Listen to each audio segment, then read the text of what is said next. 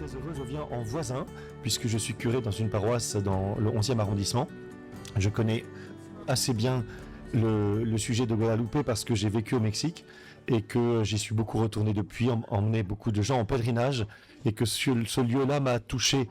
Je vous dis cela parce que Guadalupe peut être un sujet d'étude. Bonne soirée madame, à bientôt, mais vous pouvez rester si vous voulez. Guadalupe, ça peut être un sujet d'étude, de réflexion un peu cérébral, mais c'est pas d'abord ça. Et est-ce que Guadalupe est une raison de croire? On me posait la question à l'instant. En tout cas, les événements de Guadalupe ont suscité 9 millions de conversions dans les mois qui ont suivi, spontanées, surabondantes, inattendues. C'est donc un événement qui a fait croire. Mais ce que je voulais vous dire, c'est que c'est d'abord un événement. Souvent, vous connaissez peut-être cette histoire, dont je vais raconter quelques traits, mais Guadalupe, aujourd'hui, autour de l'image qui est restée, miraculeuse, que la Vierge a laissée d'elle-même, c'est la seule apparition où la Vierge, de Marie, où la Vierge laisse une image, un portrait, son portrait. Outre cette image-là, Guadalupe, c'est un sanctuaire marial qui est le plus visité du monde.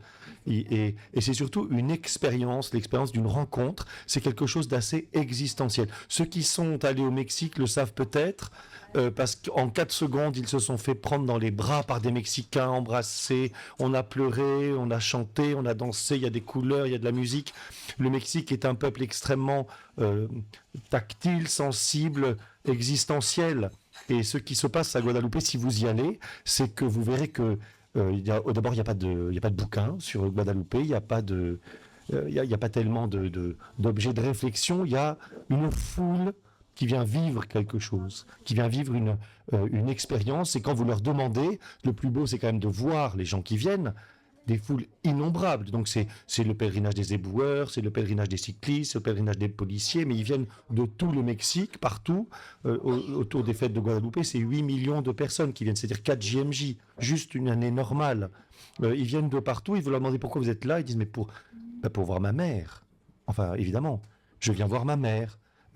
Et ils viennent pas voir la photo de leur mère, ou l'image de leur mère, ou parler de leur mère, ou écrire un bouquin sur leur mère, ou se demander, tiens, d'où vient cette image? Ils viennent la voir, parce qu'elle est là. Donc c'est une expérience de rencontre, et tout dans Guadalupe nous invite à vivre cette rencontre-là. Il y a beaucoup de livres écrits sur Guadalupe qui traitent de l'image miraculeuse de manière scientifique pour savoir comment c'est, pourquoi c'est, qu'est-ce qu'elle donne cette image, qu'est-ce qu'elle représente, comment ça se fait qu'elle soit restée, etc. Je vous en dirai quelques mots, mais c'est presque secondaire.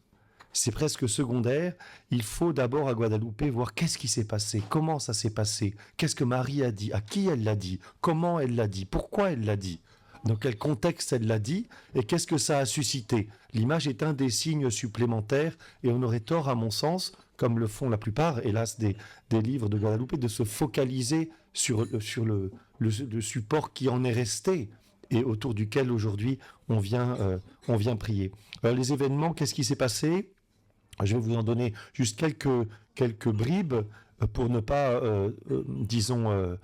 consacrer tout le temps au récit de ce qui s'est passé, mais il faut s'y pencher. Il y a un écrit qui s'appelle le Nican Mopua, qui existe encore, qui a été écrit du vivant de Juan Diego. Juan Diego, c'est l'Aztèque à qui la Vierge est apparue, et ce récit raconte en détail le déroulé de toutes les apparitions, mais aussi ce que la Vierge a dit à Juan Diego et ce qu'il a fait à ce moment-là. On est en 1531, en décembre 1531, Cortés est arrivé au Mexique une dizaine d'années auparavant. Il y a là avec lui, il a entraîné avec les conquistadors des missionnaires franciscains qui sont là et qui ont la charge de l'évangélisation. Ils peinent un peu. La rencontre entre ces deux réalités, d'abord très séduisante, et puis parce que les Espagnols ont été fascinés par ce qu'ils ont trouvé, et ensuite très vite ultra-violente, est un contexte explosif dans lequel les apparitions ont lieu. En réalité, une ultra-violence vient se rajouter à une ultra-violence.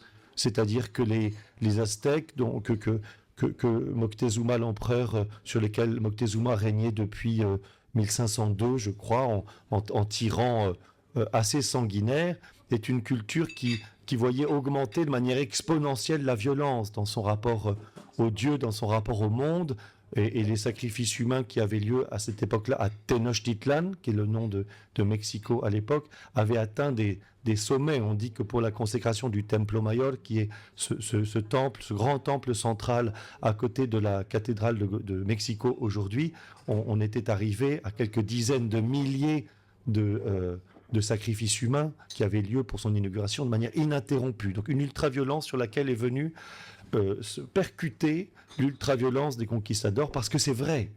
C'est vrai que les conquistadors, pour beaucoup, ont commis des exactions assez violentes. Donc on avait ces deux cultures qui s'entrechoquaient avec violence et dans lequel les missionnaires espagnols, tant bien que mal, arrivaient à baptiser un peu, pas tant que ça, mais surtout des personnes un peu plus simples, un peu plus de milieux d'extraction plus populaires. Et Juan Diego Cuauhtlahuatzin, comme on l'appelle, c'est-à-dire l'aigle qui parle, en faisait partie. Il était jeune baptisé, enfin jeune, il a été baptisé à 51 ans. Et il était veuf à 54 ans, il est portefaix, c'est un homme qui n'est pas riche, qui porte des choses et qui vit, depuis qu'il est veuf, avec son vieil oncle Juan Bernardino, qu'il soutient parce qu'il a lui plus de 70 ans, Juan Bernardino, et que Juan Diego est un peu à son service, mais jeune baptisé ou récent baptisé, il est d'une assez grande fidélité et va en courant au catéchisme chez les franciscains à Tenochtitlan, assez régulièrement pour nourrir sa foi chrétienne. Ce que je voudrais vous dire, c'est un mot pour vous expliquer qu'il ne faut pas se focaliser tout de suite sur l'image, mais un mot de la première apparition, et qui est une des plus importantes, avec la quatrième, et puis en tirer quelques trésors. D'abord, ce qui se passe ce jour-là, alors que Juan Diego court au catéchisme, à la messe, pour aller voir les prêtres là-bas. Il fait pas mal de kilomètres en courant, même à 50 et quelques années, presque 60. C'est une aube, alors que le soleil commence à peine à se lever, une aube de douceur infinie. Le récit est sublime qu'il en fait. Il est saisi en passant sur une petite montagne qui s'appelle le Tepeyac. Oui, c'est gentil, merci. C'est difficile sinon. En passant sur une petite montagne qui s'appelle le Tepeyac, il est saisi par des chants d'oiseaux et par une extrême beauté, c'est-à-dire assez récurrent dans les apparitions mariales, l'évocation d'une très très très grande beauté, comme Bernadette le dit à Lourdes par exemple, et d'une très grande douceur. Il est saisi par la limpidité de ce matin, les chants qu'il entend et qui l'arrêtent. Et dans la première expérience de Guadalupe, c'est ça, c'est que dans l'ultra-violence, au carré, vient une déflagration d'une immense douceur surgit. C'est une bombe atomique de douceur, Guadalupe, et d'harmonie. Le premier signe qu'on a à Guadalupe, il est cosmique. Il est une réconciliation dans la création, dans la beauté de la création. Il y a des fleurs, il y a des chants. Les fleurs et les chants évoquent la vérité pour les Aztèques et ils sont considérés par les Indiens comme justement ce qui ne passera jamais, comme des choses éternelles. Les seules choses d'ailleurs, fleurs et chants qui ne passeront jamais. Il fait une expérience du ciel dans la beauté de la création, alors que les Aztèques avaient précisément un rapport à la création extrêmement conflictuel. On offrait précisément, marqué par la peur et l'angoisse, on offre des cœurs humains au soleil parce qu'on a tellement peur qu'ils ne se lèvent pas le lendemain matin. Et le rapport aux dieux et des dieux entre eux d'ailleurs est un rapport de guerre et de violence. Donc il est très, très, très... Premier cadeau de Guadalupe, mais on passe très très vite si on ne regarde que l'image là-dessus, c'est que c'est l'expérience d'une terre, de sa terre, qui devient un lieu du ciel. Et là-dedans, il fait une autre expérience qui n'est pas seulement cosmique, avec ce qu'il voit, et qu'on retrouve sur l'image de Guadalupe. Je ne sais pas si elle est derrière moi, mais tout ça, c'est la chapelle à Saint-Ambroise où se trouve l'image de Guadalupe. On la retrouve parce que la robe est couverte de fleurs, elle est devant le soleil, elle marche sur la ligne. Il y a là tout l'univers qui est là avec les étoiles sur son manteau. La deuxième expérience qu'il fait dans cette première apparition, c'est que il fait l'expérience de la proximité d'une majesté. Je vais m'expliquer. Dans le vêtement de la Vierge tel qu'elle lui apparaît, ce vêtement bleu-vert qu'on retrouve sur l'image, et non seulement, évidemment, il est couvert d'étoiles, donc on voit bien que c'est toute la création qui est là, mais c'est aussi le vêtement impérial. C'est la couleur du vêtement de l'empereur, celui qui terrifie tellement. Et elle est debout. Euh, Or, la noblesse aztèque ne recevait jamais debout. Et elle nomme elle-même sa majesté. Elle dit, je suis reine, je suis mère de celui qui a créé ce monde-là. Elle se décrit elle-même comme une reine et comme une impératrice. Et lui-même le dit, j'ai jamais vu une telle majesté. Euh, ce qui est bouleversant pour lui, c'est que cette majesté qui dépasse les majestés, comme il dit, que l'on pourrait imaginer, qui est revêtue du manteau de l'empereur, donc c'est comme l'impératrice des empereurs, se fait extrêmement proche. Ça, c'est impossible pour un Aztèque. Cette si grande proximité du ciel pour lui. Elle lui parle avec une tendresse qui est déroutante, qui est presque trop familière. À Lourdes, la Vierge a une délicatesse très grande de dire « Est-ce que vous me feriez la grâce de venir ici quelquefois pour me voir ?» à l'égard de Bernadette, qui elle-même est stupéfaite qu'on lui parle comme à une dame, quoi. Et Juan Diego, qui a 57 ans, lui fait l'expérience qu'on lui parle comme à un petit enfant. Et les Mexicains, peut-être certains d'entre vous sont allés au Mexique, mais ils mettent des diminutifs partout. Et là, c'est le cas. Elle l'appelle Juan Dieguito. Juan Diego le petit, le plus petit de mes fils. Et elle lui parle avec une tendresse de mère très déroutante. C'est une expérience d'immense majesté et simultanément de la proximité de cette majesté-là. Rien que ce premier face-à-face, pas un mot a été dit, il y a déjà quelque chose de déterminant pour notre époque sur le lien au cosmos, sur l'apport de Dieu au monde et des hommes à Dieu lui-même. C'est impressionnant, mais c'est apaisant. C'est impérial, mais c'est intime. C'est majestueux, mais c'est délicat. C'est cosmique, et c'est très personnel. Elle l'appelle par son nom, avec son petit diminutif, etc. Deuxième chose. Troisième chose, évidemment, c'est le cœur de son premier message, et ça sera le cœur des apparitions de Guadalupe, c'est qu'elle révèle sa maternité. C'est la première chose qu'elle lui dit, je suis mère, mère de miséricorde. Alors, dans l'attitude de la Vierge, qui apparaît enceinte, c'est aussi la seule apparition de Marie enceinte dans l'histoire. En tout cas, moi, je n'en connais pas d'autres.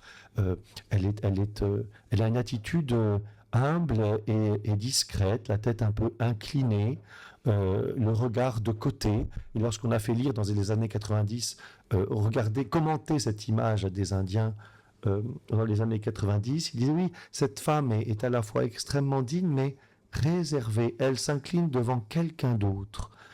Et puis elle esquisse un pas de danse. Elle a des mains qui, pour les croyants européens, sont des mains qui prient.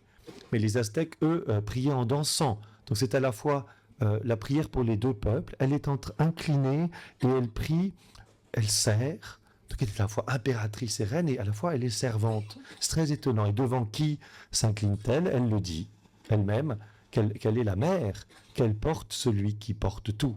Qu'elle s'incline devant celui qu'elle apporte. Elle est reine parce qu'elle est mère. Elle est mère de celui qu'elle décrit.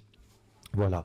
Et le cœur de la révélation, c'est évidemment cette maternité. Il y a sur sa robe, mais on pourra en reparler tout à l'heure, dans le dessin des fleurs innombrables qui ornent sa robe, il y a une fleur qui est unique, et qui se trouve sur son sein, là où se trouve son enfant. C'est une fleur à 4 pétales que les Aztèques appellent le Nahui Olin et qui représente le Dieu des dieux, celui qui rassemble tout l'univers, les 4 points cardinaux en lui. C'est le signe de la plus grande universalité possible. Elle porte celui qui porte l'univers. Il n'y en a qu'une, c'est juste là dans son sein. Elle a cette ceinture un peu typique des femmes enceintes. Et puis, on comprend très bien qu'elle s'incline devant celui qu'elle porte, même si elle est devant le soleil et qu'elle est donc encore plus importante, elle, que le Dieu soleil. On a évidemment, nous les chrétiens, et tous ceux qui nous regardent sans doute ou nous écoutent, le référentiel de l'Apocalypse qui vient, cette femme drapée du soleil, la lune est sous ses pieds, etc., qui est enceinte, et elle met au monde le Christ Seigneur. Mais il y a une deuxième chose, et je voudrais en poursuivre sur cette première apparition, c'est qu'elle lui révèle la maternité sa maternité divine. Elle dit, je suis la mère de celui qui a créé l'univers, mais le plus bouleversant, simultanément, et le plus stupéfiant pour Juan Diego, qui déjà ne comprend pas qu'on lui parle debout, un interlocuteur immédiat et avec une telle tendresse. Le plus bouleversant, c'est qu'elle révèle une autre maternité. Elle lui dit pas seulement je suis la mère du Dieu le plus puissant du monde, je suis la mère de celui qui a tout fait. Elle lui dit je suis aussi ta mère. Et ça c'est juste pour lui complètement bouleversant. Sache-le et comprends bien. Écoute mon fils, mon tout petit, dit-elle. Toi, le plus petit de mes enfants. Souvent elle lui dit ça, le tout petit, vraiment. Je suis votre mère, à vous. Une mère compatissante. La tienne et celle de tous les hommes habitant ensemble sur cette terre et de tous les autres encore. C'est très étonnant ce premier message à l'extrême opposé de la maternité divine telle que les Aztèques la représentent, dans des dieux affamés et brutaux. La sœur aînée de Juan Diego a été elle-même immolée au lieu même de cette apparition à la déesse Tonantzin, qui est une déesse mère, qu'on représente comme un crapaud, vous voyez, un crapaud qui dévore en quelque sorte, et il a fait l'expérience de voir là, à cet endroit-là, une illustration de la maternité telle que les Aztèques se la représentaient, le sacrifice de sa sœur à la déesse mère Tonantzin, et voilà qu'ici, elle révèle Marie, la maternité de tendresse, la maternité de compassion, la maternité de douceur, mère de miséricorde. Et une dernière chose sur la première apparition, c'est qu'elle demande quelque chose, mais ce sont vraiment des très gros traits, hein. Et vous voyez qu'on a à peine abordé un mot. C'est qu'elle lui dit, et elle fait une demande, va trouver l'évêque, parce que je voudrais qu'on construise ici une église, un édifice. Pour les Aztèques, construire un temple, c'est beaucoup plus qu'un nouvel édifice. C'est ce qu'ils ont fait en arrivant à Tenochtitlan. La première chose qu'ils ont faite, c'est de construire un temple. C'est le début d'une nouvelle communauté, d'une nouvelle civilisation. Et il comprend bien ici une première chose, c'est que en lui demandant que soit construite une église ici, elle bâtit une nouvelle civilisation sur cet nouveau rapport au monde, au Dieu et à la maternité qui est révolutionnaire par rapport à ce qu'il connaît, et que autour de sa maternité de compassion et de miséricorde, les hommes vont être consolés, guéris, aimés, c'est ce qu'elle dit, un haut lieu de refuge pour la consolation du monde. Mais là aussi, encore une fois, c'est son fils qu'elle met en avant. Je passe, mais quand vous lisez le texte un peu en détail, on voit bien que celui vers qui elle invite à s'approcher, c'est pas elle. Là encore, elle se retire devant celui qu'elle porte parce que c'est lui la consolation. En fait, elle fait ce qu'elle fait de Bethléem au Calvaire. Elle est là pour donner Jésus. Et elle dit, mais venez. Et c'est pour ça que elle veut un temple, parce que c'est lui qui sauve et qu'elle veut qu'on vienne célébrer ici. Elle veut qu'on vienne trouver celui qui sauve. C'est très, très, très eucharistique, les apparitions de Guadalupe. Elle vient donner le corps de son fils. C'est très charnel aussi. Elle vient donner le corps de son fils au monde. Non pas, vous voyez, autre révolution, je ne sais pas qui parle au fond, mais j'espère que je ne le dérange pas trop. Vous voyez la révolution que ça opère. Il ne s'agit pas d'offrir des sacrifices aux dieux, dans un temple, comme les Aztèques le font au Templo Mayor, mais de construire un temple pour que Dieu lui-même s'offre en sacrifice. Il ne s'agit pas de tuer les hommes pour leur en arracher le cœur, pour que les dieux vivent, mais exactement l'inverse, bâtir un lieu où le roi se laisse lui-même transpercer le cœur, se donne en nourriture pour que les hommes vivent, au contraire. C'est la grande œuvre de la miséricorde de Guadalupe, c'est de renverser, tout en assumant les réalités, la compréhension du rapport au Dieu. Et c'est pourquoi la maternité de Marie à Guadalupe est toujours, n'est pas seulement personnelle, elle n'est pas seulement divine, elle est toujours ecclésiale.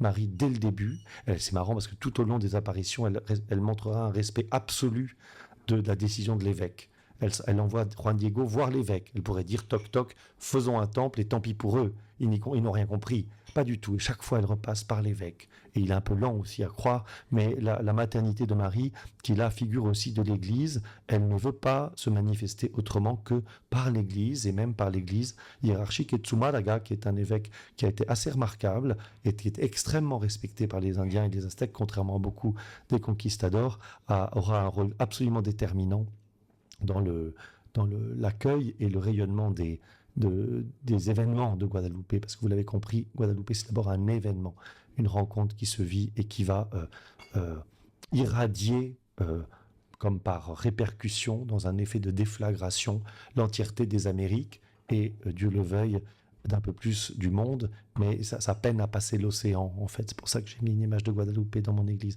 Alors je passe, vous voyez, sur beaucoup des événements de chaque apparition, parce que chaque mot, chaque manière dont c'est fait mériterait d'être explicité, et même ce qui se passe d'ailleurs entre les apparitions, le doute d'abord, dans lequel elle installe Juan Diego, parce qu'il n'est pas du tout reçu par l'évêque, évidemment, il a l'air de rien, il ne présente pas du tout bien. D'ailleurs, il le dit, envoie quelqu'un d'autre. Enfin, je ne suis pas du tout la bonne personne.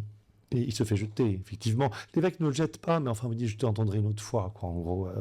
Voilà. Et puis, les serviteurs de l'évêque sont très résistants. La voix aussi qu'elle choisit, la voix des petits, elle lui dit, mais c'est déterminant que ce soit toi, en fait. Il lui dit, mais envoie un prince, envoie quelqu'un qui a des grands chapeaux et un peu de prestige, quoi, parce que là, au moins, on t'écoutera. Elle dit, non, mais il est déterminant que ce soit toi. Il faut que ça passe par toi. Elle choisit ce que Dieu fait tout le temps, hein, la voix de Bethléem, la voix des petits. Et il faut que ça passe par là. La confiance aussi à laquelle elle invite Juan Diego à une confiance quand, à nouveau et à nouveau, il n'est pas reçu. Et il l'a fait. Il vit cette confiance avec elle, pas parce que on lui donne l'information, mais parce qu'il la voit, parce qu'il l'a rencontrée, parce qu'elle lui parle. C'est de ce rapport existentiel à Marie, cette présence que tout découle.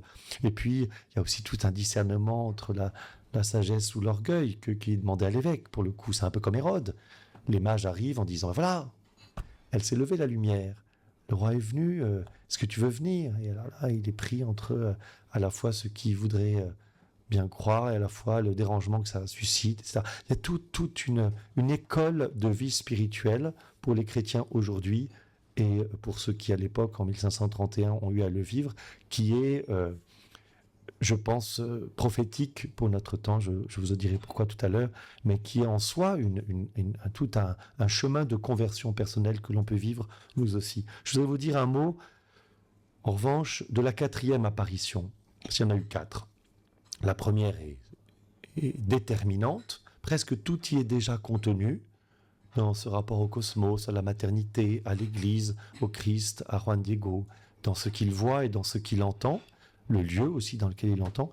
Et puis il y en a 2 autres où il revient à chaque fois en disant non, je ne suis pas reçu. Bon, alors il dit mais s'il retourne, il retourne, puis il n'est pas reçu non plus. Bon, il y a toutes des péripéties, c'est un petit peu un roman policier, le récit de ces 4 apparitions. Mais la 4e est à mon sens aussi, à mon sens, importante pour nous. L'évêque a demandé un signe. Il a fini par recevoir Juan Diego. Il lui demande, écoute, ok, je te croirai, mais demande à cette dame de me donner un signe pour croire en quelque sorte, une raison de croire, quoi, voilà. Et ça, c'est la 3e apparition. Donc il retourne la voir et lui dit, voilà, l'évêque a demandé un signe. Étonnamment, Marie lui dit, d'accord, mais demain, je te le donnerai demain, reviens demain.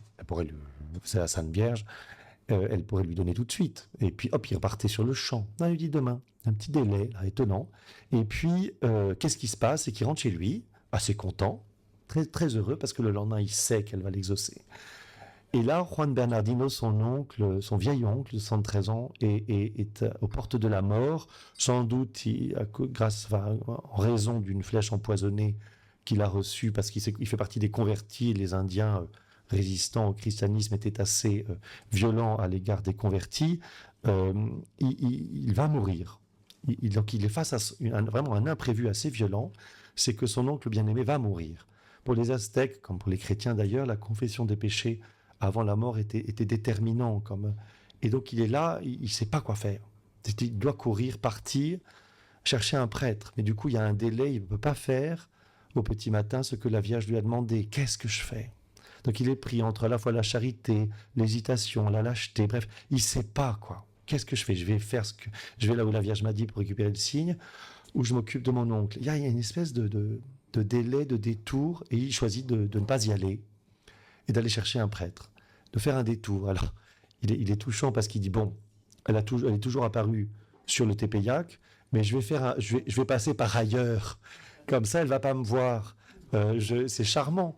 Et elle lui dit, Et j'irai la retrouver après en disant j'ai eu un petit contretemps, je fais un détour. Et donc il ne monte pas au Tepeyac, il fait le tour de la montagne. Il fait ce détour, il prend ce délai et c'est là que Marie vient à sa rencontre. C'est la seule apparition qui n'a pas lieu en haut du Tepeyac. C'est là que Marie vient à sa rencontre et c'est là qu'elle va lui dire l'essentiel de son message. Oui, le sommet spirituel de Guadalupe n'est pas en haut de la colline. Il se trouve en bas de la colline. Le lieu spirituel le plus décisif dans ces apparitions, il est à l'intérieur de Juan Diego, à l'intérieur d'un cœur blessé, qui pleure, qui est inquiet, qui est peut-être un peu lâche, mais qui aime. Il se passe dans le détour d'une vie. Ben moi, je crois que c'est déterminant, ça, dans les apparitions de Guadalupe. Quand vous allez dans le sanctuaire, c'est extraordinaire. Il y a la première basilique gigantesque, il y a l'immense nouvelle basilique gigantesque, une esplanade gigantesque. En haut du Tepeyac, il y a une basilique.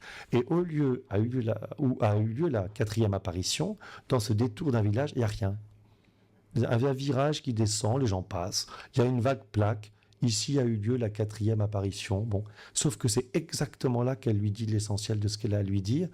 Dans ce détour d'une vie, dans ce délai imprévu, dans ce truc pas tout à fait dans les clous, Marie est présente au détour de nos vies. Elle vient à notre rencontre dans les fissures de nos cœurs brisés, de nos cœurs éprouvés, de nos cœurs endeuillés. Et nous savons bien, vous comme moi, qu'aucune route humaine n'est exempte de ces épreuves un peu inattendues. Et c'est là qu'elle lui parle, qu'elle lui dit... et qu'elle lui dit ce qui est écrit aujourd'hui partout, en énorme sur le fronton de la basilique de Guadalupe. Ce sont les mots qu'elle lui dit à ce moment-là. Enfin, où tu vas? C'est très drôle, c'est un dialogue. Ça va, il me reste 18 minutes. Il y a un dialogue très tendre. Elle lui dit tiens, elle lui dit bonjour. Elle est un petit peu gênée. Et il lui dit même tu as bien dormi. Il ne sait pas trop comment. Il s'est fait attraper dans son détour, quoi. Et elle lui dit mais où vas-tu? Et où vas-tu? Et n'aie pas peur. Les trois mots qu'elle lui dit, les trois phrases qu'elle lui dit, c'est n'aie pas peur. D'abord, n'aie pas peur. Ni de cette maladie, ni d'aucune autre maladie. N'aie pas peur. Le premier pépite du message central de Guadalupe, ces mots qui sont 365 fois dans l'Écriture, ce sont les mots que le Seigneur adresse le plus à son peuple et à chacun de nous. Il y a presque à chacune des pages de la Bible, de l'Évangile, le Christ le dit à ses apôtres, n'ayez pas peur, n'ayez pas peur. Dans un monde où tout est angoissé, tout est angoissant, n'aie pas peur. Deuxième chose, pourquoi? Parce que je suis là. La réponse à une peur n'est pas une information. Faut pas avoir peur parce que ça va bien se finir, ou faut pas avoir peur parce que il va pas se passer quelque chose de mal, ou j'en sais rien. La guérison de nos peurs les plus profondes, elle ne vient pas d'une information, elle vient d'une présence. D'ailleurs, le Christ dit pareil dans l'Évangile. N'ayez pas peur, c'est moi. Je suis là, même dans la tempête, quand il marche sur les eaux. Et là, elle dit la même chose. N'aie pas peur, je suis là. Et je suis là qui? Moi, qui suis ta mère. Ne suis-je pas là, moi, qui suis ta mère, dit-elle. Et elle ajoute, et c'est très, très déroutant pour nous, mais c'est évidemment déterminant pour un chrétien, elle ajoute ces mots étonnants, ne suis-je pas là, moi, qui suis ta mère? N'es-tu pas sous mon ombre? Ne suis-je pas ta santé? Et elle ajoute, ne reposes-tu pas en mon sein? C'est très étonnant. C'est très étonnant, elle est enceinte. Celui qui repose en son sein, le plus petit de ses fils, comme elle l'appelle Juan Diego, le plus petit des petits, c'est évidemment le Christ Seigneur, c'est le Tout-Puissant. On vient de le voir dans la première apparition. Ne reposes-tu pas dans mon sein? Ne suis-je pas là, moi qui suis ta mère? Et elle voit, Marie perçoit chacun comme elle voit Jésus. Ou plutôt, elle voit Juan Diego, ou elle voit chacun en Jésus. Parce que c'est Jésus, son Fils unique, qui repose en son sein. Et donc par ces mots, elle donne à Juan Diego la place même du Fils qu'elle porte, le plus petit et le plus glorieux, en son sein. Et ça, je pense que ça le percute. Parce qu'on le voit, cette petite fleur qui est sur son sein, on voit bien, et il sait bien que c'est toute la gloire de Dieu qu'elle porte en son sein. Et elle lui dit, mais n'es-tu pas là? C'est ton milieu de vie, c'est ton lieu à toi, mon enfant. Ça le percute. C'est très étonnant parce que dans ce virage, dans ce détour d'une vie, c'est là qu'il a voulu rester, Juan Diego. il n'a pas habité dans la basilique, il n'a pas vécu en haut du Tepeyac, parce qu'il a vécu encore après les apparitions. On a rapporté en grande pompe, je vais encore vous en dire un tout petit mot, mais l'image dans ce lieu, il n'a pas voulu qu'elle soit là-haut, il a voulu qu'elle soit là, dans une église, on lui a construit une cahute, on lui a donné un lopin de terre, et il est resté là, à cultiver son petit lopin de terre et à présenter sa mère à tous ceux qui venaient, qui depuis 1531 sont venus de manière ininterrompue. C'est-à-dire, il y a les millions de personnes qui viennent à Guadeloupe aujourd'hui ne se sont pas arrêtées depuis Cortés. Cortés y est d'ailleurs lui-même allé, puisqu'il a vécu ces événements. Il a quitté, je pense, le Mexique en 39, si je ne me trompe pas, ou en 34 plutôt. Il est arrivé en 19, et Guadeloupe, c'est en 31. Alors, il a circulé un petit peu, mais il a assisté à tout ça. C'est là que Juan Diego a voulu rester, comme si c'est dans les détours qu'avait lieu le plus essentiel.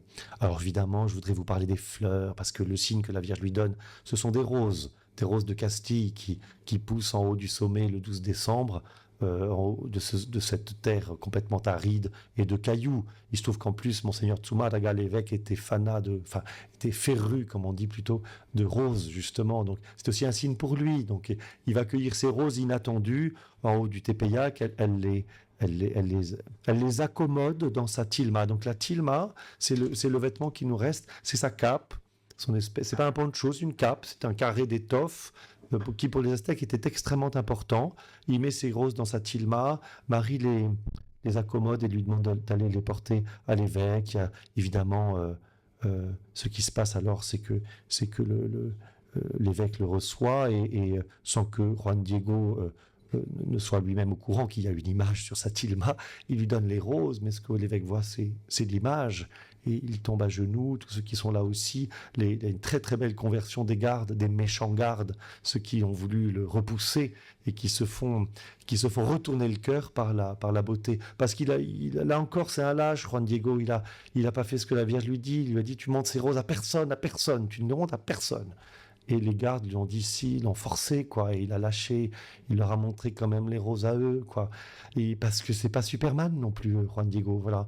Et eux, ils ont cru parce qu'ils ont vu cette douceur des roses dans la pauvre tilma de ce pauvre homme. Enfin, il y a toute des conversions en chaîne et qui ont lieu à ce moment-là. Et l'évêque met cette image qu'on a toujours dans sa petite chapelle privée. Puis très vite, on va de manière extrêmement solennelle, parce que les foules, on ne sait pas trop comment d'ailleurs, mais les récits des historiens qui sont les franciscains espagnols, qui sont très connus pour le coup, le racontent très, très en détail. De partout, on afflue. Et personne ne comprend pourquoi, mais très vite, la nouvelle se répand des événements et de cette image. Et on va en dire tout de suite un petit mot, puisqu'il reste 11 minutes. Pourquoi cette image parle aux Aztèques et comment ça se fait? Précisément, ils n'avaient pas vraiment d'écriture, mais plutôt fonctionné par pictogramme. Et que donc, cette image est évidemment sublime, elle est miraculeuse, mais elle est aussi un message. Donc, dans le Guadeloupe, il y a des événements qui sont un message, il y a les paroles de Marie qui sont un message, et puis il y a l'image qui est un message, qui est un signe parmi d'autres, mais qui est un signe évidemment spectaculaire. Alors, évidemment, il y a les fleurs qui poussent sur le truc, il y a la guérison de Bernardino qui effectivement n'est pas mort de sa maladie, il y a la conversion des serviteurs, puis il y a cette image. Mais c'est comme si, vous voyez là cette image, c'est comme si l'apparition se rendait présente, se rendait visible par tous. Et contrairement à Lourdes, où Bernadette n'a jamais été très convaincue par les représentations de Marie, qu'elle trouvait extrêmement laides, même cette Vierge de Lourdes dans laquelle nous prions tous avec beaucoup d'affection, là c'est différent parce que c'est une image laissée par la Mère de Dieu elle-même, comme elle ne le fit nulle part ailleurs. Nulle part ailleurs. C'est d'ailleurs sur les grandes médailles, j'en ai une ici, mais de Guadeloupe, c'est ce qui est écrit derrière. Pour aucun autre pays de telles merveilles ont eu lieu. C'est vrai que c'est absolument unique.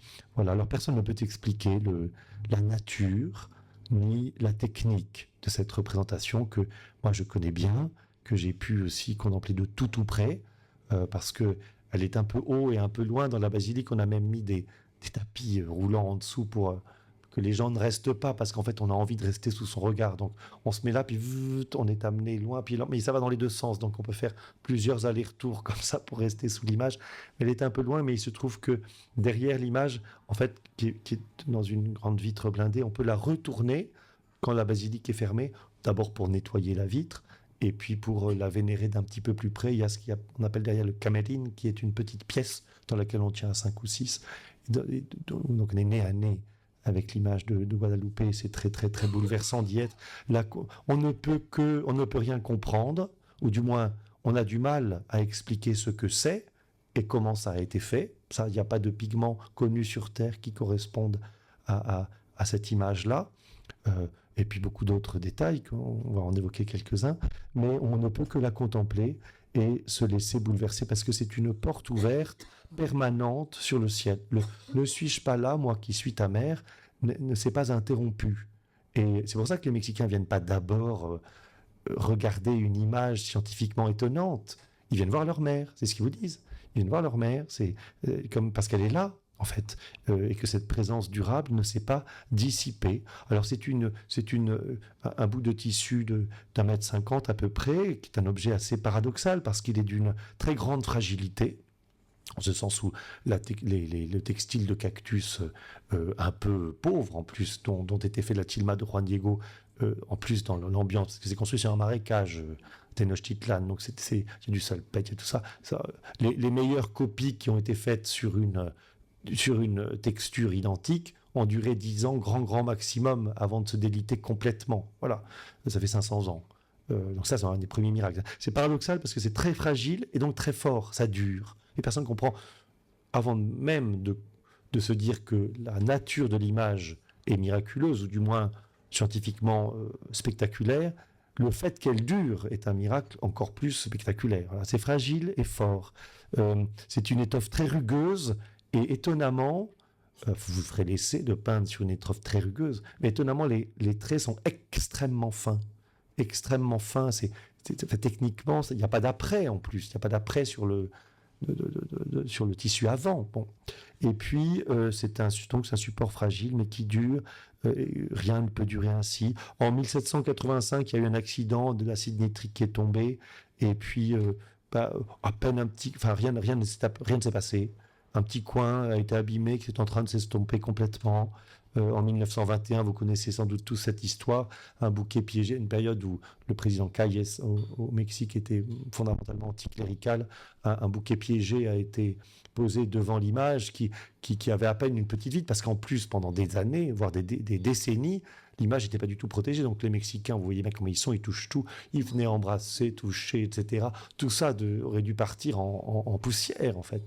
Et là, en 1921, il y avait une vitre, on met un bouquet piégé devant, la bombe explose, les vitres à 1 km à la ronde, toutes explosent, pas celle de l'image, qui n'a absolument rien eu. On conserve dans la basilique de Guadalupe le chandelier en argent complètement tordu par la déflagration, tout était tordu, les chandeliers, etc.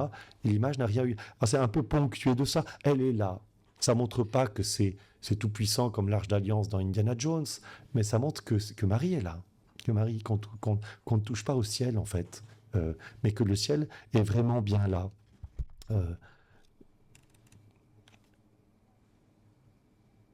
Ça, je vous le dis pas parce que j'ai plus le temps.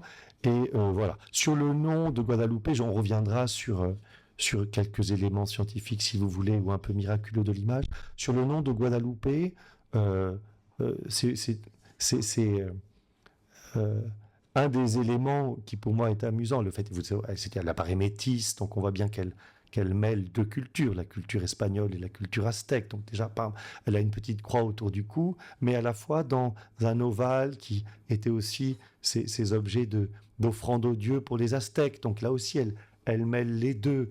Il y a dans une posture de sa main qui est européenne et la danse de ses pieds qui est aztèque. Il y a quelque chose qui n'est pas du tout une espèce de syncrétisme qui gommerait des identités, mais une manière d'intégrer et d'amener à Dieu d'autres d'autres réalités culturelles. Et bien, dans le nom de Guadalupe, c'est aussi pareil.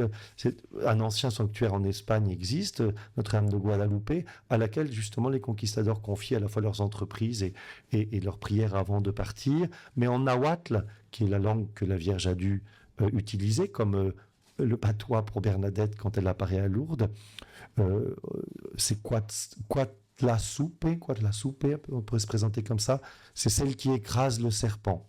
Bon, on sait aussi que le serpent est omniprésent dans le panthéon aztèque, avec ce serpent à plumes, etc. Encore sur la bannière mexicaine aujourd'hui, c'est un aigle qui a un serpent dans le lieu de la fondation de Mexico, était lié à un serpent, etc. On voit que cette Vierge intègre les deux images. Sur l'image, tout est signifiant, on pourra y revenir, tout. Le recteur du sanctuaire me disait il y a quelques années, tu sais, on commence, ça fait 500 ans, on commence à comprendre un peu. Et ce qui est écrit là, ce que ça contient là, les étoiles, les fleurs, tout est signifiant en réalité. Mais ce qui est plus spectaculaire sans doute, c'est qu'à partir de ce moment-là, tous se sont mis en route. Bien sûr, les Aztèques ont compris en voyant l'image, parce que c'est comme ça qu'ils communiquaient. Mais à partir de ce moment-là, tous se sont mis en route, sans doute, je suppose. Je ne suis pas évêque, mais enfin, on voit bien sans doute que l'évêque de Mexico, comme celui de Tarbes à l'époque, avait sans doute prévu son plan pastoral pour l'année 1531. Quoi. Bon, voilà. Mais qu'il cherchait sans doute un chemin de réconciliation entre Indiens et Espagnols. Mais ce qu'il n'avait pas pu prévoir, c'était la puissance évangélisatrice de Marie. Parce qu'elle attire à ce moment, dès l'apparition de l'image, elle attire de partout. Et je vous parlais des 9 millions de conversions, mais c'est vrai tout de suite en réalité. Et ça montre d'ailleurs que la mission est d'abord une réalité centripète et non pas centrifuge, c'est-à-dire elle fonctionne par attirance, par aimantation. Marie nous apprend que celle que Jean-Paul II a nommée vraiment l'étoile de la nouvelle évangélisation, qu'il a donnée en modèle, Guadalupe, aux missionnaires du monde entier, à ceux qui veulent porter l'évangélisation. C'est pour ça que le pape latino que nous avons en ce moment la met beaucoup à l'honneur en disant mais si vous, par pitié, apprenez de Marie comment on annonce l'évangile, parce qu'en réalité c'est ce qu'elle fait de manière assez spectaculaire. En 1979, le tout jeune pape élu, je termine avec ces quelques considérations, le tout jeune pape élu, Jean-Paul II, décide il y a quelques semaines d'élection de pape, il décide immédiatement, je vais là, à Guadalupe. Et il ouvre le pontificat de ce pape voyageur qui, comme jamais dans l'histoire, n'a autant circulé le monde, mais il l'ouvre là. Il va se recueillir à Guadalupe. Il ira 5 fois, à sa suite tous les papes. Jusqu'en 2002, il est allé Jean-Paul II, bien fatigué, encore 5 fois. Il y a peu d'endroits où il est allé autant de fois. Tous les papes y sont allés depuis et ont reconnu dans ces apparitions une clé pour l'évangélisation du monde, une clé pour croire et surtout pour la manière de faire entrer dans la foi, ce qui est en réalité pour tous ceux qui sont férus d'apologétique un vrai souci, c'est-à-dire qu'il ne s'agit pas de balayer la vérité, elle ne s'assène pas. Comment on introduit avec amour et vérité se rencontrent, dit le psaume. Comment l'amour introduit dans la vérité. Comment on fait pour mener à la foi. La vérité ne détruit pas, disait Ratzinger quand il est allé, elle purifie et elle unit. Il dit ça de Guadalupe. Regardez, la vérité, elle ne s'assène pas. Elle ne détruit pas des cultures en les écrasant pour en imposer une autre. Elle purifie et elle unit. Ratzinger. Pourquoi c'est si déterminant pour notre temps ? Je termine avec ce tout petit mot, mais je pense déjà que, en tout cas pour notre Europe, je pense que la dimension cosmique, écologique liée à la création, bah oui, mais en fait au beau sens du terme, c'est-à-dire qu'en réalité, on a des réponses vraies du rapport des hommes et de Dieu à la création, au monde, et que il serait bon que nos soucis de la création soient justement purifiés et unifiés, et sans doute aussi pacifiés, parce qu'on voit bien que le rapport des Aztèques à la création était violent, et que parfois nos écologismes sont aussi violents. Je pense aussi parce qu'elle porte toutes les questions de vie, c'est-à-dire, on l'a pris, elle est patronne des familles, patronne des enfants à naître, elle est enceinte, toutes les questions qui touchent à la vie, tout à fait à son commencement et à sa fin. On a un bébé à naître et on a un vieillard qui va mourir dans les apparitions de Guadalupe. Qu'est-ce qu'on fait ? N'aie pas peur. Mais accueille la vie. Et puis aussi, parce que il y a cet enjeu de missionnaire et évangélisateur. Marie invite à faire une rencontre. Et puis, pourquoi elle a imprimé son image sur la tilma? Ça, pourquoi elle nous l'a laissé? Sans doute pour convertir ces Aztèques, sans doute pour nous titiller dans nos désirs de comprendre, de science et de attiser en nous la joie de chercher, mais aussi parce que la tilma, pour les Aztèques, c'est plus qu'une cape, c'est le symbole de l'âme de la personne. C'est pour ça qu'on faisait pas de tâches sur les tilmas. Tenir sa tilma propre, c'était aussi un signe de clarté intérieure. Mais en imprimant son image sur la tilma de Juan Diego, elle comprend que ce qu'elle veut, c'est pas juste donner un objet d'étude, c'est qu'elle veut entrer, fixer, graver son image dans sa vie à lui, dans son cœur à lui. Puissions-nous porter ton image gravée en nous, disait Jean-Paul II devant Guadalupe. Et le revers, c'est que elle fait la même chose pour nous. Elle nous grave notre image en elle. Ça, c'est le petit détail du miracle des yeux. C'est que il y a des études photographiques et ophtalmologiques qui ont été faites tout au long du XXe siècle et par des gens très compétents, effectivement. Et on voit que dans ses yeux, non seulement ils ont la courbure d'un œil vivant, c'est la courbure d'un œil, mais il y a aussi le reflet. Si on me prend en photo et qu'on regarde, on vous voit dedans. Il y a un reflet. Et dans les yeux de la Vierge de Guadalupe, il y a le reflet de la scène qui se passe en face. Donc on voit Juan Diego avec son chapeau pointu. On voit Tsumadaga, l'évêque, qu'on connaît très bien le visage, puisqu'on a des représentations de Tsumadaga. On voit sa servante noire. Et puis, donc il y a des gens très connus. Et dans les yeux, et c'est mon dernier mot, promis, dans les yeux, il y a des gens pas connus. Il y a une famille en plus. C'est pour ça aussi qu'elle est patronne des familles. Il y a une famille qui est là, deux parents avec 3 enfants, inconnus, qui sont rajoutés parce qu'ils n'étaient pas là à la scène. Mais non seulement on comprend qu'elle veut par là montrer que c'est pas seulement elle qui se grave en notre cœur, mais tous ceux qui passent en dessous, là, sur cet escalator, ce tapis roulant, qu'elle veut graver dans son regard et qu'elle invite, sous le regard de qui elle invite à rester. Et c'est la prière que l'on peut faire à Guadalupe, rester sous son regard, rester dans son regard et vivre cette rencontre incroyable avec une mère qui est la mère de Dieu et qui est ma mère. Ne suis-je pas là, moi qui suis ta mère? Demeure, reste, viens. Voilà. Je m'arrête ici parce que j'ai dépassé de 2 minutes et demie et donc je vous remercie beaucoup de votre attention, mais c'est brossé à gros traits. Vous pouvez évidemment vous procurer ce petit livre que j'ai écrit qui s'appelle 15 jours avec Notre-Dame de Guadalupe. C'est petit, c'est 15 petits chapitres. C'est un des rares livres qui fait autre chose qu'étudier l'image juste. Il y en a d'autres, très précis et beaucoup plus massifs, mais qui fait entrer dans l'événement de Guadalupe, parce que c'est ça qui fait croire. Vous pourrez donner des explications scientifiques à beaucoup de cette image et convenir avec tout le monde que personne ne sait ce que c'est. Je ne suis pas sûr que ça fera croire. En fait, entrer dans les événements de Guadalupe, comment l'amour va mener à la vérité, ça, je pense qu'il faut le faire, parce que ça fait croire. Voilà. Merci.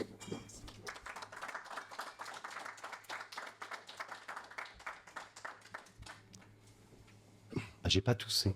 Est-ce que je peux vous poser une question très rapidement? Ah bah oui. Ben, je crois que je crois que ça va être fait. Je pensais que vous partiez direct. Alors, je vous amène le micro. Il n'y a plus de son là. Si, Ouais, merci encore en tout cas. Je voulais juste vous demander, est-ce que les cornes de Satan qui sont sous les pieds de la Vierge et derrière le Christ, est-ce que ça s'est imprimé? Derrière le Christ, qu'est-ce que vous voulez dire derrière le Christ? Le Christ est devant les pieds de la Vierge qui est... Ah non, c'est un ange. Ah d'accord. C'est un ange qui a cette représentation d'elle multicolore qui associe encore le panthéon, le paradis aztèque avec les anges européens. Et ce ne sont pas les cornes de Satan, c'est la lune. La lune est sous ses pieds. La lune et le soleil est derrière, elle est devant le soleil, dont on voit les rayons entourer sa silhouette, et elle marche sur la lune comme la Vierge de l'Apocalypse, dont on dit elle est drapée de soleil et la lune est sous ses pieds, qui étaient deux divinités importantes pour les Aztèques, la lune et le soleil. Rien qu'avec cette image, qui intègre évidemment tout l'imaginaire biblique, toute la révélation, eux, ils comprennent aussi que celle qui est là, elle est déjà plus importante que leur dieu soleil et leur dieu lune, qu'elle intègre leur panthéon et leur culture, et qu'à la fois elle les amène ailleurs, c'est à celui qu'elle porte, et que ça, ils doivent recevoir. D'accord. Et donc, du coup, enfin, ce qu'on voit sur l'impression, c'est toute l'image qui s'est. Alors, je ne sais pas ce que vous avez. Bah, on Ah, voit la lune, effectivement. ouais, alors vous la voyez d'un peu loin. Il faudra regarder une belle représentation de l'image. Et bien, si vous achetez le petit livre, vous la trouverez dedans. Voilà. Mais en détail, parce qu'après, il y a 6 000, j'ai failli vous envoyer 200 000 photos. Il n'y a pas une maison, un taxi ou n'importe quoi qui n'a pas de Guadeloupe chez eux. Mais alors, il y a des représentations un peu dérivées, disons.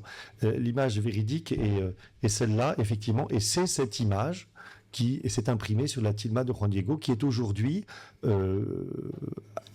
exposée dans la très grande nouvelle basilique de Guadeloupe, qui est elle-même circulaire, et dans lequel on peut la contempler 500 ans après, intacte dans ses couleurs, dans sa finesse et dans sa fibre. Voilà, avec tous ces détails qu'on voit de près, mais que dans la basilique on voit de loin.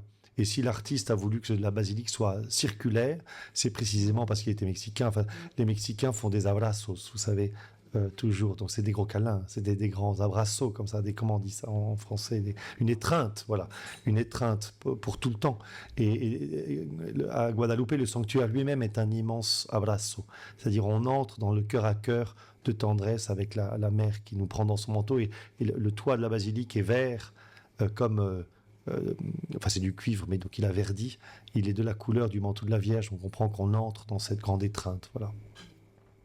Enfin j'ai dérivé de votre question, voilà. En tout cas, merci. Alors, est-ce qu'on a d'autres questions dans la salle? Derrière vous. Alors, d'abord, merci, c'était très intéressant.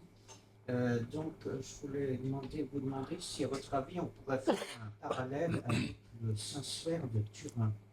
Puisque ce qu'on a constaté pour la tunique de Guadeloupe, c'est que c'est assez récemment qu'on a vu que dans les cieux, il y avait le reflet de la scène qui se déroulait avec présent l'Indien, l'évêque, etc.